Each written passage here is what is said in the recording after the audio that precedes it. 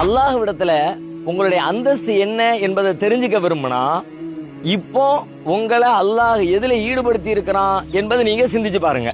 அல்லாஹ் உங்களை அவனுடைய திக்ருல ஈடுபடுத்தி இருந்தான் என்று சொன்னா உங்களை அவன் நினைக்க விரும்புறான். பதுக்குருனி அதுக்குருக்கும், என்னை நீங்க நினைச்சு பாருங்க, நான் உங்களை நினைச்சு பார்க்கிறேன் அல்லாஹ் சொல்றான்ல. அது போல அல்லாஹ் உங்களை குர்ஆன்ல ஈடுபடுத்தி இருந்தான், அதை சிந்திப்பதில் செயல்படுத்துறதுல ஈடுபடுத்தி இருந்தான்னு சொல்லி சொன்னா அவன் உங்களோட பேச விரும்புறான்னு அர்த்தம். அல்லாஹ்வுடைய நற்காரியங்கள்ல அவன் உங்களை ஈடுபடுத்தி இருந்தான் என்று சொன்னால் உங்களை தனக்கு நெருக்கமாக ஆக்கிக்க விரும்புறான் என்று அர்த்தம். அல்லாஹ்வுடைய பிரார்த்தனைகள்ல துஆவுல உங்களை ஈடுபடுத்தி இருந்தான் என்று சொன்னால் உங்களுக்கு அல்லாஹ் எதையோ தர விரும்புறான்னு அர்த்தம். அல்லாஹ் யாருக்கு கொடுக்க விரும்புறானோ அவரால் தான் அல்லாஹ்விடத்தில் கேட்க முடியும்.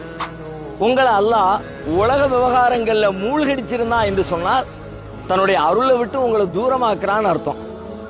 புறம் பேசுறதுலையும் வீண் விவகாரங்கள்லையும் உங்களை பிஸியாக்கிட்டான் என்று சொன்னால் அல்லாஹ் உங்களை இழிவுபடுத்த விரும்புறான்னு அர்த்தம்.